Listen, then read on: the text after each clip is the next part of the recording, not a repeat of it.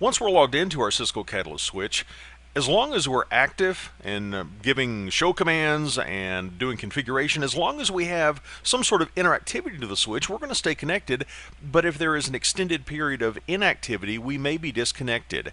And that could be a good thing for security purposes, so we don't walk off and leave ourselves logged into privilege mode, allowing somebody to come behind us and maybe do bad things. What we can do to change that inactivity timer, or the exec timeout as it's called, is to go into line configuration mode. Let's do that. Let's go into global configuration mode first, and we'll go into line configuration mode for console 0, our console line, and let's say exec-timeout.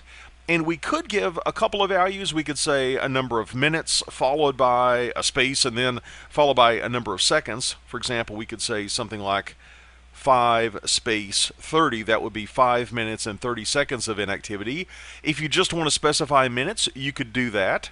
You could say just 5 minutes, and you see that context-sensitive help tells us we could just press enter there, no need to give seconds. What's dangerous is this. If you get the order of these numbers mixed up, you might type in something like exec timeout 05, thinking you're specifying 5 minutes and 0 seconds, when actually you're specifying 5 seconds, and that's not very long.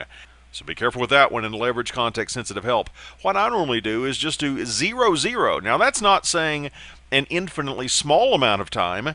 0 says that we have no inactivity timer. We can stay logged in indefinitely. And I do that primarily because I'm working on lab equipment, but if you were in a production environment, that would probably not be a good idea. But if you're working on a home lab, just to keep yourself from getting timed out every few minutes when you walk away, you might want to do an exec timeout 0, or as I've done here, exec timeout 00. And I've only done this for the console line. I would also want to go into line configuration mode for my VTY lines.